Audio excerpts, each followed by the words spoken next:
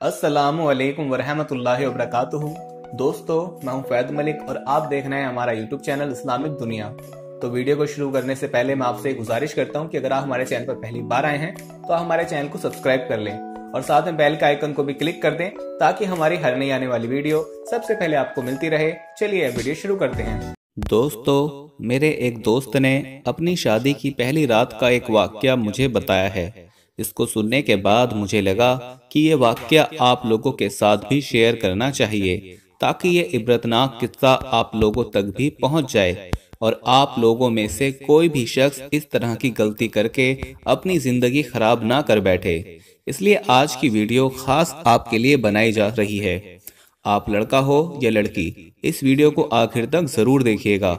और वीडियो में आगे बढ़ने से पहले हम आपको ये भी बताना चाहते हैं कि हमारे पास बहुत सारे ईमेल्स और मैसेज आ रहे थे कि हमें शुगर की दवाई बताइए। तो अगर आपको शुगर की बीमारी है या धात की बीमारी है या मर्दाना ताकत से रिलेटेड कोई भी बीमारी है तो हमारे पास इन सब बीमारियों की दवाई मौजूद है, जिससे आपकी बीमारी गारंटी से जड़ से खत्म हो जाएगी। आपको सिर्फ ये दवाई एक बार ही मंगानी होगी। एक बार से ही आपकी दवाई से आपकी जो बीमारी है वो जड़ से खत्म हो जाएगी इंशाल्लाह।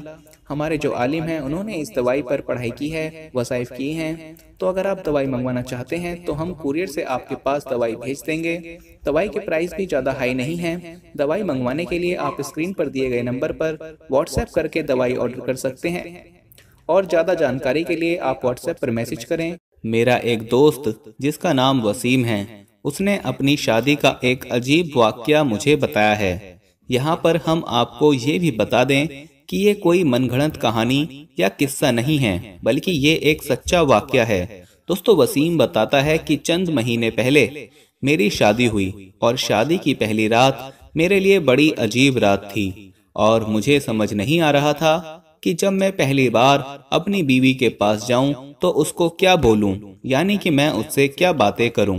इसके बाद मैं हिम्मत करके अपने कमरे में चला गया। मेरी बीवी दुल्हन बनकर बेड पर बैठी हुई है। मैंने पहले जाकर उसको सलाम किया। उसने धीरे से सलाम का जवाब दे दिया।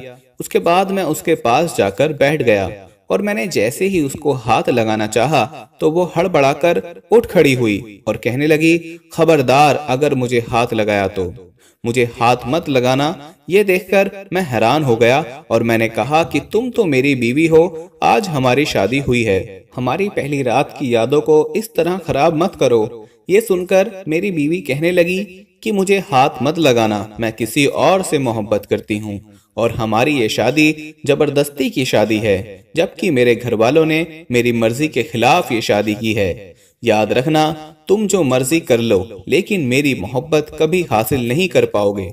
ये सुनकर मेरे तो होश उड़ गए और ऐसे कि जैसे पैरों के नीचे से जमीन निकल गई हो। मैं हैरान और परेशान सा उसकी तरफ देखने लगा और सोचने लगा कि या अल्लाह, ये मेरे साथ क्या हो गया है। मुझे तो कुछ भी समझ नहीं आ रहा था कि मैं करूं तो करूं क्या। खैर, उसके थोड़ी देर बाद मैंने जैसे तैसे करके खुद को संभाला और अल्लाह के सामने विर्द करने लगा और कुछ देर बाद अल्लाह के सामने अपने हाथ उठा दिए कि ए अल्लाह, ये कैसा इम्तिहान है, मेरे साथ ये क्या हो रहा है। ए अल्लाह, तू मेरी बीवी को नेक हिदायत दे दे और मुझे रुस्वा होने से बचा ले। दोस्तों, वसीम बताता है कि मुझे इस चीज की फिक्र नहीं थी कि वो मुझे छोड़कर किसी और से मोहब्बत करती है, बल्कि मुझे इस चीज की फिक्र थी कि खानदान में हमारी क्या इज्जत रहेगी।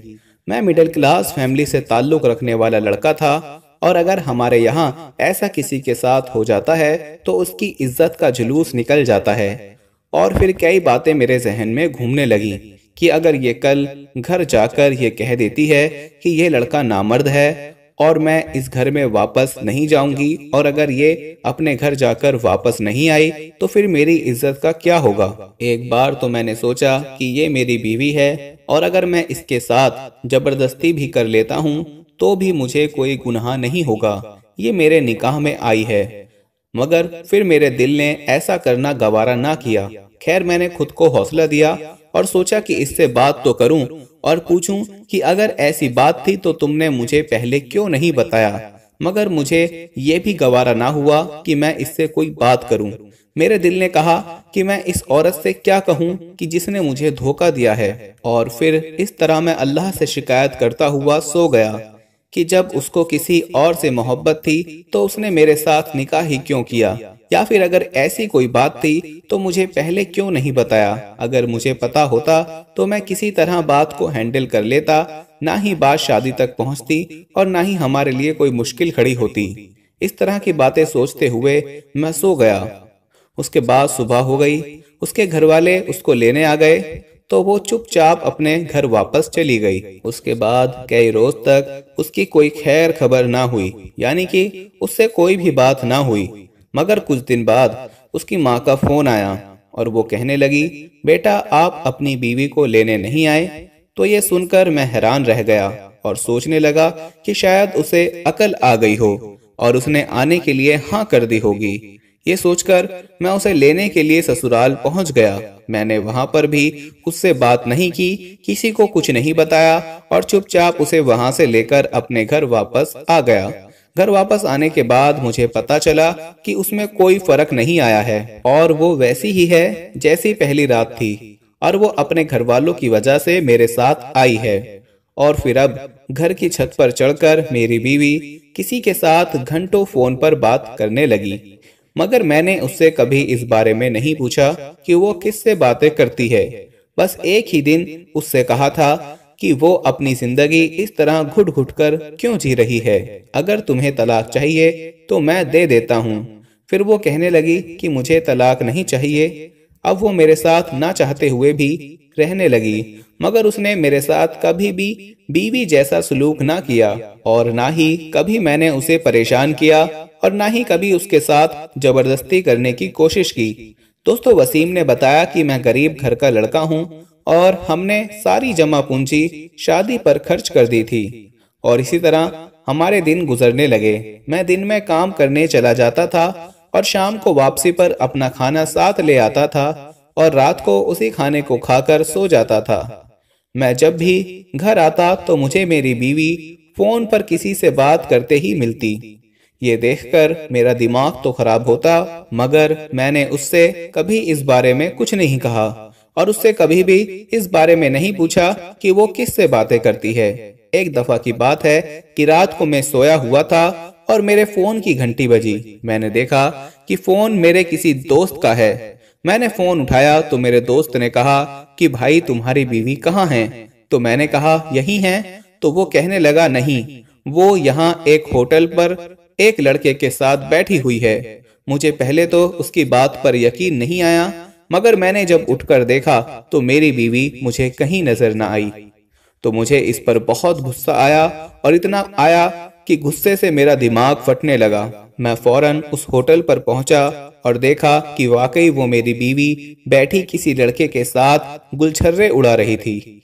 मैंने जाकर सीधा उसका हाथ पकड़ा और उसे पकड़कर अपने घर ले आया। मैं बहुत गुस्से में था और घर आते ही मैंने एक जोरदार थप्पड़ उसके गाल पर जड़ दिया, जिससे उसके गाल पर उंगलियों के निशान छप गए। मैंने उससे कहा कि बस अब बहुत हो गया तुम्हारा नाटक, अब दफा हो जाओ मेरे घर से और आज के बाद मुझे अपनी शक्ल मत दिखाना। आज के बाद तुम मेरी तरफ से आजाद हो चुकी हो और अगर तुम्हें तलाक चाहिए हो तो मुझे बता देना। ये कहकर मैंने उसे अपने घर से निकाल दिया। इसके बाद वो अपना सा मुंह लेकर अपने घर चली गई और उसके बाद उसने मुझसे कभी तलाक नहीं मांगी। अभी कुछ ही दिन गुजरे थे कि जिस लड़के से वो प्यार करती थी, जिसे पसंद करती थी, उसने अपना मतलब निकालकर किसी और लड़की से शादी कर ली। इस बात का उसको इतना गहरा सदमा लगा कि उसने जहर खा लिया, मगर जैसे तैसे करके उस वक्त तो वो बच गई, लेकिन कुछ ही दिनों बाद उसकी दिमागी हालत खराब हो गई। वो अपना दिमागी संतुलन खो बैठी और पागल हो गई। आज वो पागलों की तरह गलियों में घूमती फिरती है। दोस्तों, इसके बाद वसीम ने बताया कि मुझे 4 साल लगे इन सब से बाहर आने में और अपनी नॉर्मल जिंदगी गुजारने के लिए, और इस बात को समझने में कि हर औरत एक जैसी नहीं होती। इसके बाद मैंने एक दूसरी लड़की से शादी कर ली और अल्लाह के करम से वो लड़की बहुत नेक निकली और अल्हम्दुलिल्लाह आज मेरे 3 बच्चे भी हैं। और मुझे लगता है कि शायद वो जो 4 साल मैंने मुश्किल में गुजारे थे, अल्लाह ताला ने मुझे उसी का सिला दिया है। दोस्तों, वसीम कहता है कि मेरी बीवी मुझसे इतनी मोहब्बत करती है कि अगर मैं जरा सा परेशान हो जाऊं तो उसकी नींदें उड़ जाती हैं। अगर मैं घर आने में जरा लेट हो जाऊं तो वो परेशान हो जाती है और फोन कर कर के मुझे पागल कर देती है। कई बार देखकर तो मुझे ऐसे झुंझलाहट हो जाती है कि अल्लाह की बंदी, मैं कोई बच्चा नहीं हूँ कि तुम मेरी इतनी फिक्र कर रही हो। और कई बार मैं ये सोचता हूँ कि एक ये औरत है और एक औरत वो थी, दोनों में कितना फर्क है, जबकि मैं पहले भी यही था और अब भी वही हूँ।